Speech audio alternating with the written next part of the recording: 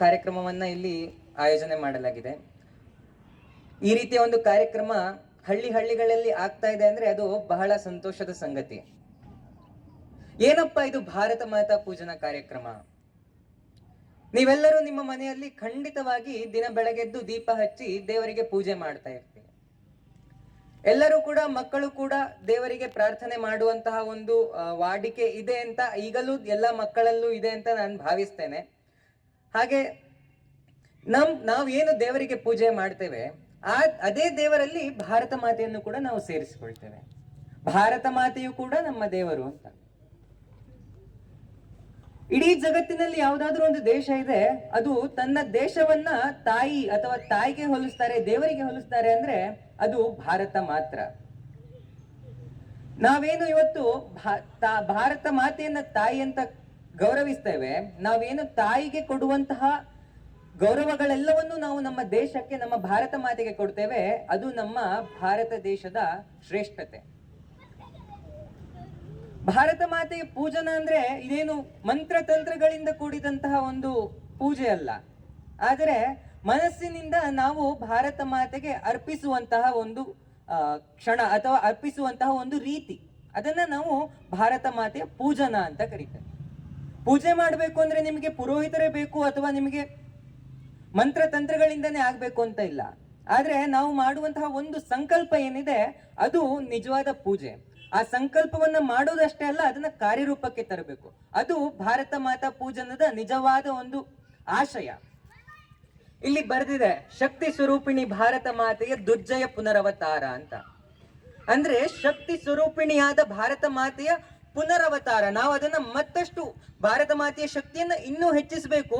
ಅದ್ ಹೇಗೆ ಅಂದ್ರೆ ನಾವೆಲ್ಲರೂ ಒಂದಾಗಿ ಭಾರತ ಮಾತೆಯ ಪೂಜೆಯನ್ನ ಮಾಡಿ ಭಾರತ ಮಾತೆಗೋಸ್ಕರ ನಾವು ನಮ್ಮ ಸಮಯವನ್ನ ಕೊಟ್ಟು ಭಾರತ ಮಾತೆಗೋಸ್ಕರ ಕಾರ್ಯವನ್ನ ಮಾಡಬೇಕು.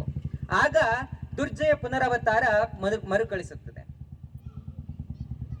ಯಾಕೆ ನಾವು ಭಾರತ ಮಾತೆಗೆ, ನಮ್ಮ ದೇಶಕ್ಕೆ ಇಷ್ಟೆಲ್ಲ ಭಕ್ತಿಯನ್ನ ಕೊಡ್ಬೇಕು ಅಂತ? ತ್ರೇತಾಯುಗದಲ್ಲಿ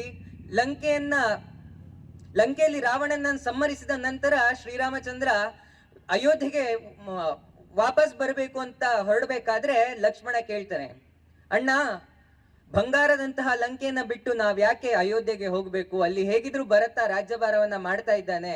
ವಿಭೀಷಣನಿಗೆ ಒಂದ್ ಮಾತು ಹೇಳಿದ್ರೆ ನಮಗೆ ಖಂಡಿತವಾಗಿ ಲಂಕೆಯನ್ನ ಕೊಡ್ತಾನೆ ಅಂತ. ಆಗ ಶ್ರೀರಾಮಚಂದ್ರ ಹೇಳ್ತಾರೆ, ಅಪಿಸ್ವರ್ಣ ಮಯಿ ಲಂಕಾ ನಮೇ ಲಕ್ಷ್ಮಣ ರೋಚತೆ ಜನನಿ ಜನ್ಮ ಭೂಮಿಶ್ಚ ಸ್ವರ್ಗಾದಪಿ ಗರೀಯಸಿ ಅಂತ. ಲಕ್ಷ್ಮಣ, ಬಂಗಾರದಂತಹ ಲಂಕೆಯು ನಿಮಗೆ ಸಿಗಬಹುದು, ಎಷ್ಟು ಬೇಕಾದ್ರೂ ಸಿಗುತ್ತೆ. ಆದರೆ ತಾಯಿ ಮತ್ತು ತಾಯ್ನಾಡು ನಿನಗೆ ಸ್ವರ್ಗಕ್ಕಿಂತಲೂ ಮಿಗಿಲು. ತಾಯಿ ಮತ್ತು ತಾಯ್ನಾಡಿಗಿಂತ ಹೆಚ್ಚು ನಿನಗೆ ಯಾವುದೂ ಸಿಕ್ಕೋದಿಲ್ಲ. ತ್ರೇತಾಯುಗದಲ್ಲೇ ನಮ್ಮ ಭಾರತದಲ್ಲಿ ತಾಯ್ನಾಡನ್ನ ತಾಯಿಗೆ ಹೋಲಿಸಿ ಆ ಗೌರವವನ್ನ ನೀಡ್ಲಿಕ್ಕೆ ಆರಂಭ ಮಾಡಿದ್ವಿ. ಬಂಧುಗಳೇ, ಈ ಭಾರತ ಅನ್ನುವಂತ ಒಂದು ವ್ಯಾಖ್ಯಾನ ಅದೇನು ಅಂತ ನಾವು ಮೊದಲು ತಿಳ್ಕೊಳ್ಬೇಕಾಗತ್ತೆ. ನಮ್ಮ ಸಂವಿಧಾನದಲ್ಲಿ ನೋಡಿದ್ರೆ ನಾವು India that is Bharat is union of States ಅಂತೀವಿ. ಭಾರತ ಅಂದ್ರೆ ಒಂದು ರಾಜ್ಯಗಳ ಒಕ್ಕೂಟ ಅಂತ. ಅದು ನಿಜವಾದ ವ್ಯಾಖ್ಯಾನ ಅಲ್ಲ. ಅದು ನಾವು ನಮ್ಮ ಈಗಿನ ಆಧುನಿಕತೆಯಲ್ಲಿ ನಾವು ಅದನ್ನ ಆ ರೀತಿಯಾಗಿ ವ್ಯಾಖ್ಯಾನಿಸಿದ್ದೇವೆ. ಆದರೆ ಭಾರತ ಅಂದ್ರೆ ಏನು, ಭಾರತ ಅಂದ್ರೆ ಏನು ಅಂತ ಸಾವರ್ಕರ್ ಅವರು ಬಹಳ ಚೆನ್ನಾಗಿ ಒಂದು ಕವಿತೆಯಲ್ಲಿ ಹೇಳಿದ್ದಾರೆ. ಆ ಸಿಂಧು ಸಿಂಧು ಪರ್ಯಂತ ಯಸ್ಯ ಭಾರತ ಭೂಮಿಕಾ ಪಿತೃಭು ಪುಣ್ಯಭೂಶ್ಚೈವ ಸರ್ವೇ ಹಿಂದೂ ಋತಿ ಸ್ಮೃತ ಅಂತ. ಆ ಸಿಂಧು ಸಿಂಧು ಪರ್ಯಂತ ಅಂದ್ರೆ ಹಿಮಾಲಯದ ತುತ್ತ ತುದಿಯಲ್ಲಿರುವಂತಹ ಆ ಸಿಂಧು ನದಿಯಿಂದ ಹಿಂದೂ ಮಹಾಸಾಗರದವರೆಗಿನ ಒಂದು ಏನು ಭೂಭಾಗ ಇದೆ, ಅದು ಖಾಲಿ ಭೂಭಾಗ ಅಲ್ಲ, ಅದೊಂದು ಮಹಾಪುರುಷನಂತೆ. ಹಾಗೂ ಈ ಭೂಭಾಗದಲ್ಲಿರುವಂತಹ ಜನರು ಇಲ್ಲಿನ ಒಂದು ಸಾಂಸ್ಕೃತಿಕವಾಗಿ ಇದನ್ನ ಒಪ್ಪಿದ್ದಾರೆ ಅಂದ್ರೆ ಇಲ್ಲಿರುವವರೆಲ್ಲರೂ ಹಿಂದೂಗಳು, ಈ ಭಾರತದ ಭೂಭಾಗದಲ್ಲಿರುವವರೆಲ್ಲರೂ ಹಿಂದೂಗಳು ಅಂತ. ಭಾರತ ಅಂದ್ರೆ ಕೇವಲ ನಾವೀಗ ಏನು ಪಠ್ಯ ಪುಸ್ತಕದಲ್ಲಿ, ಪೊಲಿಟಿಕಲ್ ಸೈನ್ಸ್ ಪುಸ್ತಕದಲ್ಲಿ ನೋಡುವಂತಹ ಭೂಪಟ ಇದೆಯಲ್ಲ, ಒಂದು ತಲೆ ಹಾಗೂ ಈ ಕಡೆ ಒಂದು ಸಣ್ಣ ಕೈ, ಈ ಕಡೆ ಗುಜರಾತ್ ನಂತರ ಇನ್ನೊಂದು ಸಣ್ಣ ಕೈ, ಒಂದು ಶ್ರೀಲಂಕಾದ ಮೇಲ್ಗಡೆ ಒಂದು ನಾವೇನ್ ಇಂಡಿಯನ್ ಪೆನಿನ್ಸುಲಾ ಅಂತೀವಿ, ಅದು ಅಲ್ಲ. ಭಾರತ ಅಂದ್ರೆ ಪಾಕಿಸ್ತಾನ, ಅಫ್ಘಾನಿಸ್ತಾನನು ಒಡಗೂಡಿ ಈ ಕಡೆ ಮಯನ್ಮಾರ್ ತನಕ ಇರುವಂತದ್ದು. ಅದು ನಮ್ಮ ಅಖಂಡ ಭಾರತದ ಸಂಕಲ್ಪ. ಅಖಂಡ ಭಾರತ, ಇದು ನಮ್ಮ ನಿಜವಾದ ಭಾರತ. ಅಚಾತುರ್ಯದಿಂದ ನಮಗೆ ಈ ಭಾರತ ಈಗ ನಮ್ಮ ಕೈಯಲ್ಲಿ ಇಲ್ಲದೆ ಇರಬಹುದು. ಈಗ ನಾವೇನು ತಲೆ ನೋಡ್ತೀವಿ ಅದು ಕೂಡ ಆಕ್ಚುಲಿ ನಮ್ಮ ಹತ್ರ ಇಲ್ಲ, ಅದು ಕೂಡ ಅರ್ಧ ಕಟ್ಟಾಗಿದೆ. ಆದ್ರೂ ನಮ್ಮ ಖುಷಿಗೋಸ್ಕರ ನಾವು ಆ ತಲೆಯನ್ನು ಉಪಯೋಗಿಸ್ತಾ ಇದ್ದೀವಿ. ಆದ್ರೆ ಖಂಡಿತ ಮುಂದೊಂದು ದಿನ ಆ ತಲೆ ಭಾರತ ಮಾತೆ ಕಿರೀಟವಾಗಿ ಮತ್ತೆ ವಿಜೃಂಭಿಸುತ್ತೆ ಅನ್ನುವಂಥದ್ದು ನಮ್ಮೆಲ್ಲರ ಆಶಯ. ಭಾರತದ ಇತಿಹಾಸವನ್ನ ಹೇಳ್ತಾ ಇರ್ಬೋದು. ಮೊದಲನೇದಾಗಿ ಶುರು ಮಾಡೋದಾದ್ರೆ ಋಗ್ವೇದದಿಂದ ತಗೊಳ್ಬಹುದು. ಋಗ್ವೇದ ಯಾವಾಗ ಆರಂಭ ಆಯ್ತು ಅಂದ್ರೆ ಭಾರತ ಬಿಟ್ಟು ಬೇರೆಲ್ಲೂ ಕೂಡ ನಾಗರಿಕತೆ ಆರಂಭವಾಗಿರಲಿಲ್ಲ. ಬೇರೆ ಜಗತ್ತಿನವರಿಗೆ ಒಂದು ಆಹಾರವನ್ನು ಕೂಡ ಬೇಯಿಸಿ ತಿನ್ನುವಂತಹ ಅಭ್ಯಾಸ ಇಲ್ಲದಿರುವಂತಹ ಸಮಯದಲ್ಲಿ ವೇದಗಳು ಆರಂಭ ಮಾಡಿದ್ರು. ಋಗ್ವೇದ ಇದ್ದಿದ್ದರಲ್ಲಿ ಬಹಳ ಹಳೆಯದಾದ ಋಗ್ವೇದದಲ್ಲಿ ಕೂಡ ನಾವು ಬೇರೆ ಗ್ರಹಗಳನ್ನ ವರ್ಣಿಸಿದ್ದೇವೆ. ಅದು ಭಾರತದ ಹಿರಿಮೆ. ನಿಮ್ಗೆ ಗೊತ್ತಿರಬಹುದು, ಆರ್ಯಭಟ, ವರಾಹ ಮಿಹಿರ, ಹಾಗೆ ಮಹಾನ್ ಸಾಧಕರು ನಮ್ಮ ಭಾರತ ಭೂಮಿಯಲ್ಲಿ ಜನಿಸಿದ್ರು. ಭಾರತ ಭೂಮಿಯ ಹಿರಿಮೆಯನ್ನ ಮೇಲೆತ್ತಿ ಹಿಡಿದಿದ್ರು. ನಿಮಗೆ ಗೊತ್ತಿರ್ಬೋದು, ಬೇರೆ ಜಗತ್ತಿನವರು ಸೂರ್ಯನ ಸುತ್ತ ಭೂಮಿ ತಿರುಗುತ್ತೆ ಅನ್ನುವಂಥದ್ದನ್ನ ಕಂಡುಹಿಡಿದಿದ್ದು ಕೇವಲ 100 ವರ್ಷಗಳ ಹಿಂದೆ. ಆದರೆ ನಮ್ಮ ವೇದಗಳಲ್ಲಿ ಅದನ್ನ 1000 ವರ್ಷಗಳ ಹಿಂದೆಯೇ ಅದನ್ನ ಬರೆದಿಟ್ಟಿದ್ರು. ಸೂರ್ಯನ ಸುತ್ತ ಭೂಮಿ ಸುತ್ತುತ್ತದೆ, ಭೂಮಿ ಹಾಗೆ ಅದರ ಕಕ್ಷೆಯಲ್ಲಿ ಅದು ಸುತ್ತುತ್ತೆ ಅಂತ. ಕೋಪರ್ನಿಕಸ್ ಇದನ್ನ 100 ವರ್ಷಗಳ ಹಿಂದೆ ಕೋಪರ್ನಿಕಸ್ ಇದನ್ನೇ ಪ್ರತಿಪಾದನೆ ಮಾಡಿದ ತಕ್ಷಣ ಒಂದು ದೇಶದವರು ಅವನ್ನ ಜೈಲಿಗೆ ಹಟ್ತಾರೆ. ಯಾಕೆ ಅಂತ ಕೇಳಿದ್ರೆ, ನೀವು ನಮ್ಮ ಧರ್ಮದಲ್ಲಿ ಏನಿದೆ ಅದರ ವಿರುದ್ಧವಾಗಿ ನೀವು ಒಂದು ವ್ಯಾಖ್ಯಾನ ಕೊಟ್ಟಿದ್ದೀರಿ, ಇದು ಸರಿಯಲ್ಲ ಅಂತ. 1 ತಿಂಗಳ ಕಾಲ ಜೈಲಿನಲ್ಲಿದ್ದು ಕೊನೆಗೆ ಹೊರಗೆ ಬರ್ತಾನೆ. ಹೊರಗೆ ಬಂದ ತಕ್ಷಣ ಹೊರಗೆ ಬರ್ಬೇಕಾದ್ರೆ ಏನ್ ಹೇಳ್ತಾನೆ, ಹೌದು ಸರಿಯಪ್ಪ, ನೀವು ಹೇಳಿದ್ದೆ ಸರಿ, ಭೂಮಿ ತನ್ನ ಕಕ್ಷೆಯಲ್ಲಿ ಸುತ್ತುದಿಲ್ಲ, ಸೂರ್ಯನೇ ಭೂಮಿ ಸುತ್ತುತ್ತೆ ಅಂತ ಹೇಳ್ತಾರೆ. ಆಮೇಲೆ ಯಾಕೆ ಈ ರೀತಿ 1 ತಿಂಗಳು ಜೈಲಲ್ಲಿದ್ದು ನಂತರ ಹೇಳಿದ್ದು ಅಂತ ಕೇಳಿದಾಗ, ಏನು ಮಾಡೋಕ್ ಆಗೋದಿಲ್ಲ, ಇವ್ರು ಏನ್ ನಂಬ್ತಾರೆ ಅದನ್ನೇ ಹೇಳಬೇಕು, ಆದ್ರೆ ಅದೇನ್ ಸತ್ಯ ಇದೆಯೋ ಅದು ಇವ್ರು ಬದಲಾವಣೆ ಮಾಡಿದ ನಂತರ ಅದೇನು ಸತ್ಯವನ್ನ ಸುಳ್ಳು ಮಾಡ್ಲಿಕ್ಕೆ ಆಗೋದಿಲ್ಲ, ಭೂಮಿ ಯಾವತ್ತಿದ್ರೂ ಸೂರ್ಯನ ಸುತ್ತಾನೆ ಸುತ್ತುತ್ತೆ ಅಂತ. ಇದನ್ನ ಒಂದು ಪುಸ್ತಕದಲ್ಲಿ ಬರೆದಿಟ್ಟು, ಈ ಪುಸ್ತಕವನ್ನ ನಾನು ಸತ್ತ ನಂತರ ಹೊರ ಜಗತ್ತಿಗೆ ಕೊಡ್ಬೇಕು ಅಂತ ಕೇಳ್ತಾರೆ. ಯಾಕಂದ್ರೆ ಈ ಪುಸ್ತಕವನ್ನ ಈಗ ಕೊಟ್ರೆ ಮತ್ತೆ ನನ್ನನ್ನ ಅವರೇ ಸಾಯಿಸ್ತಾರೆ, ಆದ್ರಿಂದ ನಾನೇ ಸತ್ತ ನಂತರ ಈ ಪುಸ್ತಕವನ್ನ ಕೊಡಿ ಅಂತ. ಇದೇ ವಿಷಯ ಕೋಪರ್ನಿಕಸ್ ಇಷ್ಟು ಕಷ್ಟಪಟ್ಟು ಹೇಳಿದ್ದನ್ನ ವೇದಗಳು 1000 ವರ್ಷಗಳ ಹಿಂದೆಯೇ ಹೇಳಿದೆ. ಇನ್ನು ನಾವು ಈ ಭಾರತ ಬರೀ ಈ ಒಂದು ವಿಚಾರದಲ್ಲಿ ಅಲ್ಲ, ಜಗತ್ತಿಗೆ 0 ಕೊಟ್ಟವ್ರು ಯಾರು, ಜಗತ್ತಿಗೆ ಭಾರತದ ಕೊಡುಗೆ ಏನು ಅಂತ ಕೇಳಿದ್ರೆ, ಕಜಂಪಾಡಿ ಸುಬ್ರಹ್ಮಣ್ಯ ಭಟ್ ಅವರು ಒಂದು ಭಾಷಣದಲ್ಲಿ ಹೇಳ್ತಾರೆ, ಜಗತ್ತಿಗೆ ಭಾರತದ ಕೊಡುಗೆ ಶೂನ್ಯ ಅಂತ. ಜಗತ್ತಿಗೆ ಭಾರತದ ಕೊಡುಗೆ ಶೂನ್ಯ. ಏನಪ್ಪ ಈ ರೀತಿ ಹೇಳ್ತಾ ಇದ್ದಾರೆ ಅಂದ್ರೆ, ಶೂನ್ಯ ಅಂದ್ರೆ ಅದಕ್ಕೆ ನಾವು ಪೂಜ್ಯ ಅಂತ ಕರೆದಿದ್ರು ನಮ್ಮ ಹಿಂದಿನವರು. ಜಗತ್ತಿಗೆ 0 ಕೊಟ್ಟವ್ರು ಯಾರು, ಆರ್ಯಭಟ. 0 ಕೊಡದೇ ಇದ್ದಿದ್ರೆ ಈ ಜಗತ್ತಿನಲ್ಲಿ ಯಾವುದೇ ರೀತಿಯಾದಂತಹ ಲೆಕ್ಕಾಚಾರಗಳೇ ಆಗ್ತಾ ಇರಲಿಲ್ಲ. 0 ಒಂದು ಪೂಜ್ಯ ಸಂಖ್ಯೆ. 0 ನೀಡಿದ ನಂತರ ಜಗತ್ತಿನ ಎಲ್ಲಾ ರೀತಿಯ ಲೆಕ್ಕಾಚಾರಗಳಿಗೂ ಒಂದು ಸರಿಯಾದ ರೂಪ ಬಂದಿದೆ. ಇದು ನಮ್ಮ ಭಾರತದ ಕೊಡುಗೆ. ನಮ್ಮ ಭಾರತದ ಶ್ರೇಷ್ಠತೆ ಇನ್ನು ಹೇಳಬೇಕಾದ್ರೆ, ಸ್ವಾಮಿ ವಿವೇಕಾನಂದರು ಚಿಕಾಗೋದಲ್ಲಿ ಇದೇ ರೀತಿ ಒಂದು ಭಾಷಣ ಮಾಡಬೇಕಾದ್ರೆ ಜಗತ್ತಿನ ಎಲ್ಲಾ ಧರ್ಮದವರು ಸೇರಿದಾಗ ಧ್ವನಿವರ್ಧಕದ ಎದುರು ನಿಂತು ಅವ್ರು ಹೇಳ್ತಾರೆ, brothers and sisters of America ಅಂತ. 2 ನಿಮಿಷಗಳ ಕಾಲ 7000 ಜನರು ಕಂಟಿನ್ಯೂಸ್ ಆಗಿ ಚಪ್ಪಾಳೆಯನ್ನ ಹೊಡಿತಾರೆ. ಒಬ್ಬ ಕಾವಿದಾರಿ ಸಂತನಿಗೆ ಇಷ್ಟೊಂದು ಗೌರವ ಸಿಗುತ್ತೆ. ಯಾಕಂದ್ರೆ ಅವರು ಸಾರಿದ್ದೇನು, ನಮ್ಮ ಭಾರತದ ಸಂಸ್ಕೃತಿಯನ್ನ. ಅವರು ನಮ್ಮ ಭಾರತದ ಹಿಂದೂ ಧರ್ಮದ ಪ್ರತಿನಿಧಿಯಾಗಿ ಅಲ್ಲಿ ಪ್ರತಿನಿಧಿಸಿ ಹಿಂದೂ ಧರ್ಮದ ಸರಿಯಾದ ವ್ಯಾಖ್ಯಾನವನ್ನ ಅವರೆದುರು ನಿಟ್ಟಾಗ ಆ ಜನರು, ಪಾಶ್ಚಾತ್ಯ ಜನರು ಕೂಡ ಮನವೊಲ್ದು ಬಿಡ್ತಾರೆ.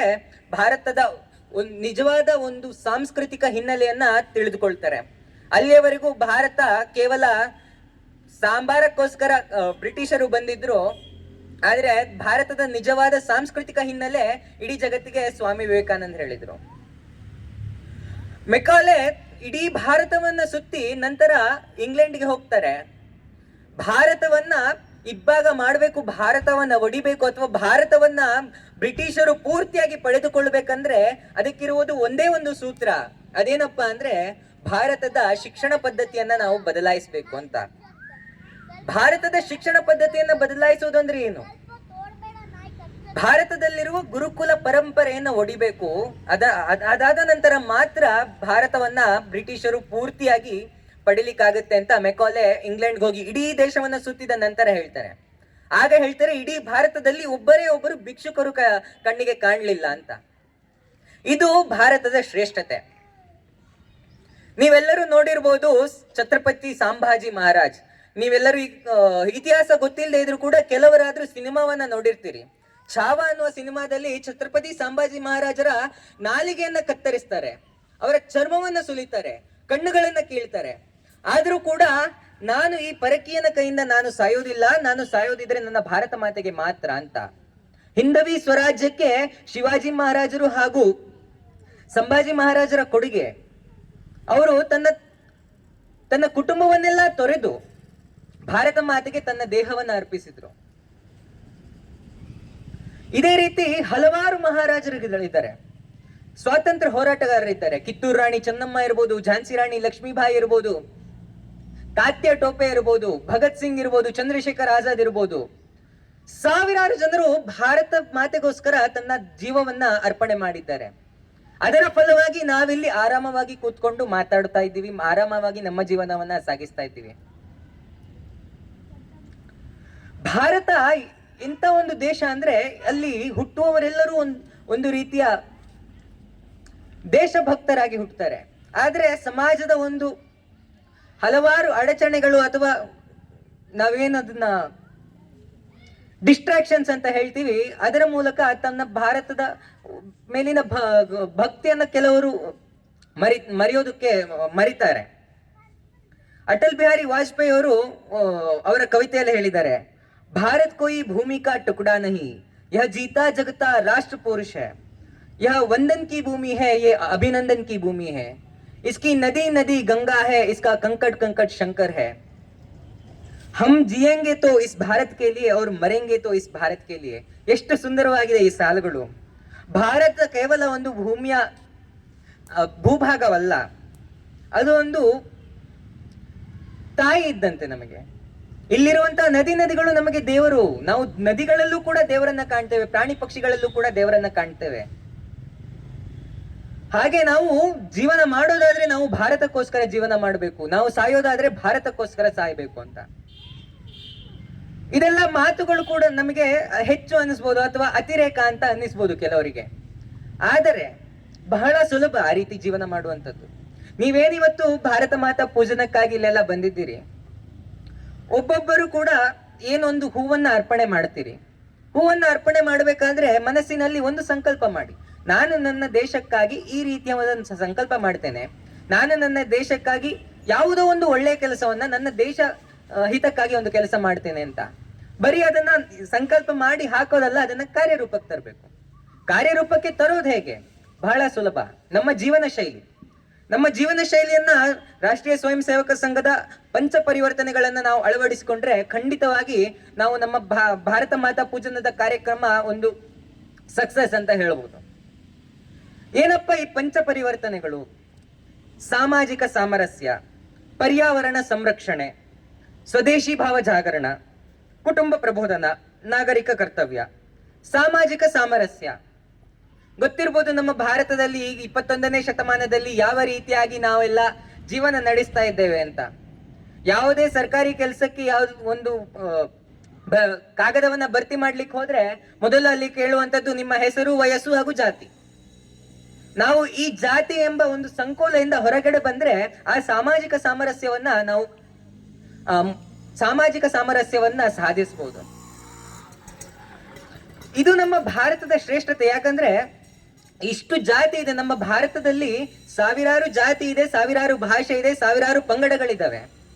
ಆದ್ರೂ ನಾವು ಎಲ್ಲಾ ಕಡೆ ಜಾತಿಯನ್ನು ಕೊಟ್ಟರು ಕೂಡ ಭಾರತ ವಿಶ್ವಗುರುವಾಗುವತ್ತ ದಾಪುಗಾಲಿಟ್ಟುಕೊಂಡು ಮುನ್ನುಗ್ತಾ ಇದ್ದೇವೆ.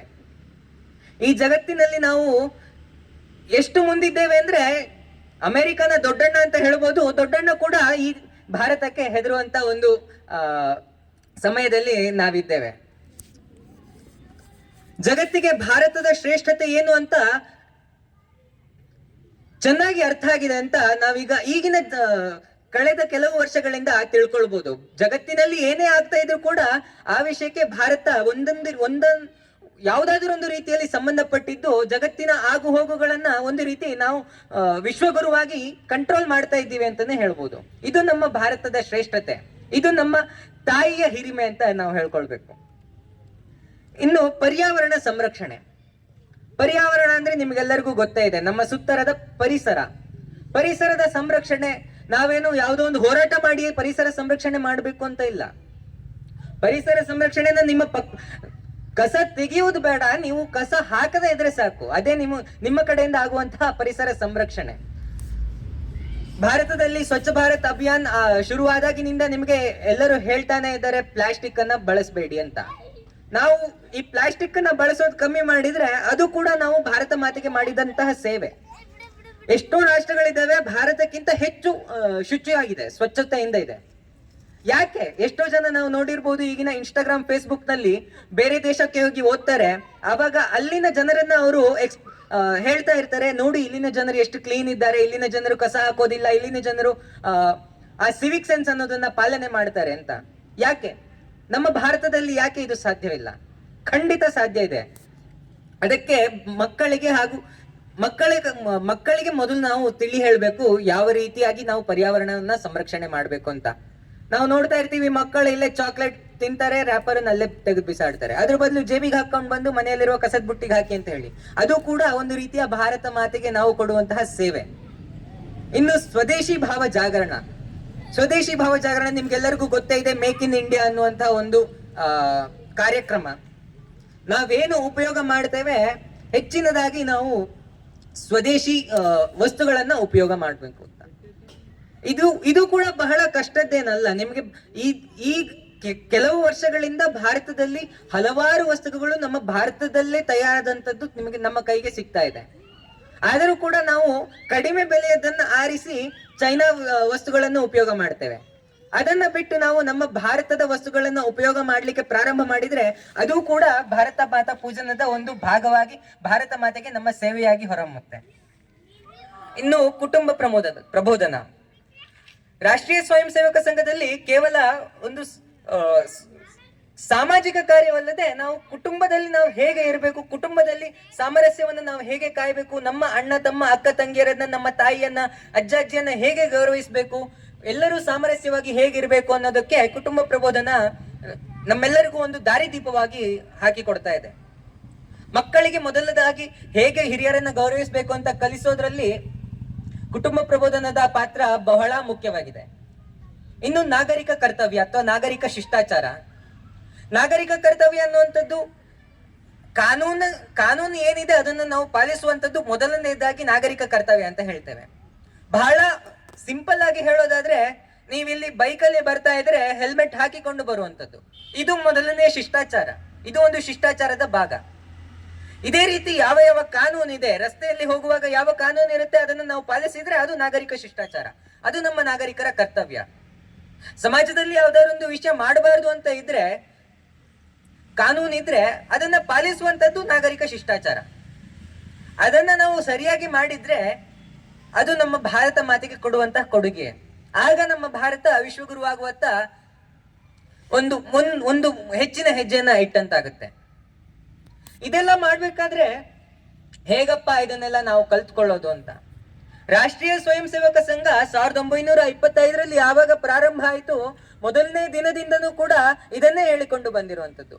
ಪಂಚಪರಿವರ್ತನೆಯ ತತ್ವಗಳನ್ನೇ ನಮ್ಮ ಜೀವನದಲ್ಲಿ ಅಳವಡಿಸಿಕೊಳ್ಬೇಕು ಅಂತ ಆ ವಿಜಯದಶಮಿಯಿಂದನೂ ಹೇಳ್ತಾ ಇದ್ದಾರೆ. ಈ ವಿಜಯದಶಮಿ ದಿವಸ 100ನೇ ವರ್ಷದ ಏನು ಆಚರಣೆ ಮಾಡ್ತಾ ಇದ್ದೀವಿ ಅಲ್ಲೂ ಕೂಡ ಇದನ್ನೇ ಹೇಳಿರುವಂತದ್ದು. ಇದನ್ನೆಲ್ಲ ನಾವೆಲ್ಲರೂ ಜೀವನದಲ್ಲಿ ಅಳವಡಿಸ್ಕೊಳ್ಬೇಕು, ಇದನ್ನೆಲ್ಲ ನಾವು ಮಾಡಬೇಕು ಅಂದ್ರೆ, ಇದನ್ನೆಲ್ಲ ಕಲಿಬೇಕು ಅಂದ್ರೆ ಮಕ್ಕಳನ್ನ ಶಾಖೆಗೆ ಕಳಿಸ್ಬೇಕು. ಶಾಖೆಗೆ ಕಳಿಸಿದ್ರೆ ಮಕ್ಕಳು ತನ್ನಿಂತಾನೆ ಮೊದಲನೇ ದಿವಸ ಮಕ್ಕಳಿಗೆ ಅದು ಆ ವಿಷಯ ಸರಿಯಾಗಿ ತಲೆಗೆ ಹೋಗದೆ ಇರಬಹುದು, ಆದ್ರೆ ಒಂದು ವಾರದ ನಂತರ ಅಲ್ಲಿ ಆಗುವಂತಹ ಬದಲಾವಣೆಯನ್ನ ಖಂಡಿತ ಇಲ್ಲಿರುವ ಮಾತೆಯರು ನೋಡಿಯೇ ನೋಡ್ತಾರೆ. ಹೇಗೆ ಮಕ್ಕಳು ಕ್ರೀಡಾಂಗಣದಲ್ಲಿ ಇಲ್ಲಿ ಕ್ರಿಕೆಟ್ ಆಡ್ತಾ ಇದ್ದಾರೆ, ಶಾಖೆಯಲ್ಲಿ ಅದೇ ಒಗ್ಗಟ್ಟಿನ ಆಟಗಳನ್ನ ಹೇಳ್ಕೊಡ್ತಾರೆ. ಶಾಖೆ ಅಂದ್ರೆ ಕೇವಲ ನಾವು ನೋಡುವಂತಹ ಪಥಸಂಚಲನ ಅಲ್ಲ. ಶಾಖೆಯಲ್ಲಿ ಈಗಷ್ಟೇ ಹೇಳಿದಂತಹ ಒಂದು ಅಮೃತ ವಚನವನ್ನ ಕಲಿಸಿಕೊಡ್ತಾರೆ. ಈಗಷ್ಟೇ ಹೇಳಿದಂತಹ ಒಂದು ವೈಯಕ್ತಿಕ ಗೀತೆ ಅದನ್ನ ಕಲಿಸಿಕೊಡ್ತಾರೆ. ಅದೇ ರೀತಿ ಹಿರಿಯ ಸಾಧಕರ ಕಥೆಗಳನ್ನ ಹೇಳಿಕೊಡ್ತಾರೆ, ಸಾಮರಸ್ಯವನ್ನ ಹೇಳಿಕೊಡ್ತಾರೆ, ನಮ್ಮ ಶಿಷ್ಟಾಚಾರವನ್ನ ಹೇಳಿಕೊಡ್ತಾರೆ. ಇದನ್ನೆಲ್ಲ ಕಲಿಬೇಕಂದ್ರೆ ನಾವೆಲ್ಲರೂ ಶಾಖೆಗೆ ಹೋಗ್ಬೇಕು. ಶಾಖೆಗೆ ಹೋಗ್ಬೇಕು ಅಂದ್ರೆ ಅದೇನು ಬಹಳ ದೊಡ್ಡ ಕೆಲಸ ಅಲ್ಲ. ದಿನದಲ್ಲಿ 1 ಗಂಟೆಯನ್ನ ನಾವು ನಮ್ಮ ದೇಶಕ್ಕಾಗಿ ಮುಡಿಪಿಟ್ರೆ, ರಾಷ್ಟ್ರೀಯತೆಗಾಗಿ ನಾವು ಮುಡಿಪಿಟ್ರೆ, ಅದು ನಮ್ಮಲ್ಲಿ ಏನು ಕೊಡ್ಲಿಕ್ಕಾಗತ್ತೆ, ಬಹುಪಾಲು ನಮ್ಮ ದೇಶಕ್ಕೆ ಅದು ಅರ್ಪಣೆ ಆಗುತ್ತೆ ಅಂತ ಹೇಳ್ಬೋದು. ಆದ್ರಿಂದ ಈ ದೇಶದ ಮುಂದಿನ ಪ್ರಜೆಗಳು, ಭಾರತ ಮಾತೆಯ ಮಕ್ಕಳು ಈಗ ಮಾಡಬೇಕಾಗಿರುವಂತ ಮೊದಲ ಕೆಲಸ ಏನಂದ್ರೆ ರಾಷ್ಟ್ರೀಯತೆಯನ್ನ ಮೈಗೂಡಿಸಿಕೊಳ್ಳುವಂಥದ್ದು. ಈ ರಾಷ್ಟ್ರೀಯತೆಯನ್ನ ಮೈಗೂಡಿಸಿಕೊಳ್ಳಬೇಕಾದ್ರೆ ನಮ್ಮ ಭಾರತದಲ್ಲಿ ಅಡಕವಾಗಿರುವಂತ, ಭಾರತ ಎಂಬ ಪದದಲ್ಲಿ ಅಡಕವಾಗಿರುವಂತ ಒಂದು ಸಾಂಸ್ಕೃತಿಕ ಹಿನ್ನೆಲೆ ಏನಿದೆ ಅದನ್ನ ನಾವು ಮೈಗೂಡಿಸಿಕೊಳ್ಬೇಕು. ಈ ಸಾಂಸ್ಕೃತಿಕವಾಗಿ ನಾವು ಹೇಗೆ ಮಕ್ಕಳನ್ನ ತಯಾರು ಮಾಡಬೇಕು, ಅದು ನಮ್ಮೆಲ್ಲರ ಹೊಣೆಯಾಗಿದೆ. ಈ ಒಂದು ಕವನ ಇದೆ, 1 ಸಾಗರ 100 ಮಂದಿರ, ದೈವ ಸಾಸಿರವಿದ್ದರೆ, ಗಂಗೆ ಇದ್ದರೆ, ಸಿಂಧುವಿದ್ದರೆ, ಗಿರಿ ಹಿಮಾಲಯವಿದ್ದರೆ, ವೇದವಿದ್ದರೆ, ಶಾಸ್ತ್ರವಿದ್ದರೆ, ಘನ ಪುರಾಣಗಳಿದ್ದರೆ, ಏನು ಸಾರ್ಥಕ ಮನೆಯ ಮಕ್ಕಳು ಮಲಗಿ ನಿದ್ರಿಸುತ್ತಿದ್ದಾರೆ ಅಂತ. ಏನು ಸಾರ್ಥಕ ಮನೆಯ ಮಕ್ಕಳೇ ಮಲಗಿ ನಿದ್ರಿಸುತ್ತಿದ್ದರೆ, ನಾನು ಅದಕ್ಕೆ ಇನ್ನೊಂದು ವಾಕ್ಯವನ್ನ ಸೇರಿಸ್ತೇನೆ, ಏನು ಸಾರ್ಥಕ ಮನೆಯ ಮಕ್ಕಳು ಮೊಬೈಲ್ ಕ್ಲಿಕ್ಕಿಸುತ್ತಿದ್ದಾರೆ ಅಂತ. ಯಾಕಂದ್ರೆ ಈಗಿನ ಕೋವಿಡ್ ನ ನಂತರ ಮೊಬೈಲ್ ಎಲ್ಲರಿಗೂ ಒಂದು ಅತ್ಯವಶ್ಯಕವಾಗಿದೆ, ಆದರೆ ಅತಿಯಾಗಿ ಅದನ್ನ ನಾವು ಬಳಕೆ ಮಾಡ್ತಾ ಇದ್ದೇವೆ. ಖಂಡಿತವಾಗಿ ಅದು ಒಂದು ರೀತಿಯ ಅಡಿಕ್ಷನ್. ನಾನು ಕೂಡ ಅದೇ ಮೊಬೈಲ್ ಅನ್ನ ಈಗಲೂ ಕೂಡ ನಾನು ಬಹಳ ಪ್ರಯತ್ನ ಪಡ್ತೇನೆ, ಎಷ್ಟು ಕಡಿಮೆ ನೋಡಬಹುದು ಅಷ್ಟು ಕಡಿಮೆ ಮಾಡ್ತೇನೆ ಅಂತ. ಆದರೆ ಅದು ಬಹಳ ಕಷ್ಟ. ನಾವು ಅದಕ್ಕೆ ಸರಿಯಾದ ರೀತಿಯಲ್ಲಿ ನಾವು ನಮ್ಮ ಜೀವನವನ್ನ ದಿನಚರಿಯನ್ನ ನಾವು ಹಾಕಿಕೊಂಡ್ರೆ ಮಾತ್ರ ನಮ್ಗೆ ಆ ಮೊಬೈಲ್ ಅನ್ನ ಬಿಟ್ಟು ನಾವು ಒಂದಷ್ಟು ರಾಷ್ಟ್ರೀಯತೆಯ ಕೆಲಸವನ್ನ ಮಾಡ್ಬೋದು. ಹಾಗಂತ ಮೊಬೈಲ್ ಇಟ್ಕೊಂಡು ನಾವು ರಾಷ್ಟ್ರೀಯತೆಯ ಕೆಲಸವನ್ನ ಮಾಡಬಾರ್ದಾ? ಖಂಡಿತವಾಗಿ ಅಲ್ಲ. ನಾವು ಇನ್ಸ್ಟಾಗ್ರಾಮ್ ರೀಲ್ಸ್ ನೋಡ್ತಾ ಇರ್ತೀವಿ. ರೀಲ್ಸ್ ನಲ್ಲಿ ಕೂಡ ಈಗ ರಾಷ್ಟ್ರೀಯತೆಯ ರೀಲ್ಸ್ ಗಳು ಬರ್ತವೆ. ನಾವ್ ಏನ್ ನೋಡ್ತೀವಿ, ಇನ್ಸ್ಟಾಗ್ರಾಮ್ ನೋಡೋದಿದ್ರು ಕೂಡ ಅದರಲ್ಲಿ ಏನ್ ನೋಡ್ತೀವಿ ಅದು ಹೆಚ್ಚಿನ ಪ್ರಾಮುಖ್ಯತೆಯನ್ನ ಪಡ್ಕೊಳ್ಳುತ್ತೆ. ಇನ್ಸ್ಟಾಗ್ರಾಮ್ ನಲ್ಲಿ ಏನ್ ಮಕ್ಕಳೀಗ ನೋಡ್ತಾರೆ, ಅದರಲ್ಲಿ ನಾವು ರಾಷ್ಟ್ರೀಯತೆಯ ವಿಷಯಗಳು ಎಷ್ಟಿದೆ ಅನ್ನೋದನ್ನ ನಾವು ನೋಡ್ಬೇಕಾಗತ್ತೆ. ಅಷ್ಟೇ ಅಲ್ಲ, ಮೊಬೈಲ್ ನಲ್ಲಿ ಎಷ್ಟೋ ಒಳ್ಳೆಯ ವಿಷಯಗಳು ಇದ್ದಾವೆ. ಮೊಬೈಲ್ ನಲ್ಲಿ ಎಷ್ಟೋ ಮಹಾಪುರುಷರ ಕಥೆಗಳನ್ನು ಕೂಡ ನಾವು ನೋಡ್ಬೋದು, ಅಥವಾ ಎಷ್ಟೋ ಹಾಳಾಗುವಂತ ವಿಷಯಗಳನ್ನು ನಾವು ನೋಡ್ಬೋದು. ಆದ್ರೆ ನಾವು ಮಕ್ಕಳನ್ನ ಯಾವ ರೀತಿಯಲ್ಲಿ ಬೆಳೆಸ್ತೇವೆ, ಯಾವ ರೀತಿ ಅವರು ಮೊಬೈಲ್ಗೆ ಯಾವ ರೀತಿಯ ಅಡಿಕ್ಟ್ ಆಗ್ತಾರೆ, ಅದರ ಮೇಲೆ ಎಲ್ಲವೂ ಡಿಪೆಂಡ್ ಆಗಿದೆ. ಆದ್ರಿಂದ ನಾವೀಗ ಭಾರತ ಮಾತಾ ಪೂಜನ ಕಾರ್ಯಕ್ರಮಕ್ಕೆ ಬಂದು ಮಾಡಬೇಕಾಗಿರುವ ಸಂಕಲ್ಪ ಏನು ಅಂದ್ರೆ, ನಾವು ಯಾವ ರೀತಿ ಭಾರತ ಮಾತೆಗೆ ಕೊಡುಗೆ ಕೊಡ್ತೀವಿ, ಹಾಗೆ ನಮ್ಮ ಮುಂದಿನ ಪೀಳಿಗೆ ಯಾವ ರೀತಿ ಕೊಡುಗೆ ಕೊಡುವಂತೆ ನಾವು ಮಾಡ್ತೀವಿ, ಅದು ಮುಖ್ಯವಾಗಿದೆ. ಇಲ್ಲಿ ಬಂದಿರುವಂತಹ ಮಕ್ಕಳು ಯಾವ ರೀತಿ ಮುಂದಿನ ಈ ನಾಳೆಯಿಂದ ಯಾವ ರೀತಿ ಅವರು ತಮ್ಮ ಕಾರ್ಯಗಳನ್ನ ಮಾಡ್ತಾರೆ, ಅದನ್ನ ನಾವು ಹೇಗೆ ಹತೋಟಿಗೆ ತರ್ತೀವಿ, ಯಾವ ರೀತಿ ಅದನ್ನ ಒಂದು ಮೊಬಿಲೈಸ್ ಮಾಡ್ತೀವಿ, ಅದರ ಮೇಲೆ ನಮ್ಮ ಮುಂದಿನ ಭಾರತ ಎದ್ದು ನಿಲ್ಲುವಂತ ಭಾರತದ ಏಳ್ಗೆಯನ್ನ ನಾವು ನೋಡ್ಬೋದಾಗಿದೆ.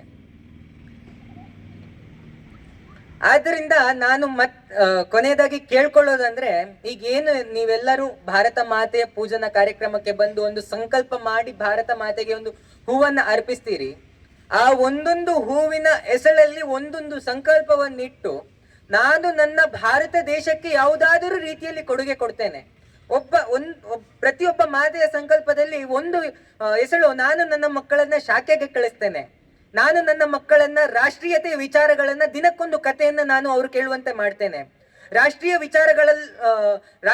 ವಿಚಾರಗಳುಳ್ಳ ಕಾರ್ಯಕ್ರಮಗಳೇ ನಾನು ಕಳಿಸ್ತೇನೆ, ನನ್ನ ಮಕ್ಕಳನ್ನು ನಾನು ಮೊಬೈಲ್ನಿಂದ ಹೊರದಬ್ಬಿ ಯಾವುದಾದರೊಂದು ರಾಷ್ಟ್ರೀಯತೆಯ ವಿಚಾರಗಳನ್ನ ಅವರು ದೊಡ್ಡವರ ಜೊತೆ ಚರ್ಚಿಸುವಂತೆ ನಾನು ಮಾಡ್ತೇನೆ. ಆ ರೀತಿಯಾಗಿ ನಾವು ಸಂಕಲ್ಪ ಮಾಡಿಕೊಂಡು ಭಾರತ ಮಾತೆಗೆ ಕೈ ಮುಗಿದ್ರೆ ಆಗ ಈ ಭಾರತ ಮಾತಾ ಪೂಜನ ಕಾರ್ಯಕ್ರಮದ ಒಂದು ಆಶಯ ಏನು ಅದು ಸಫಲವಾಗುತ್ತೆ ಅಂತ ಯೋಚನೆ ಹೇಳುತ್ತಾ ಅವಕಾಶಕ್ಕಾಗಿ ಧನ್ಯವಾದಗಳು.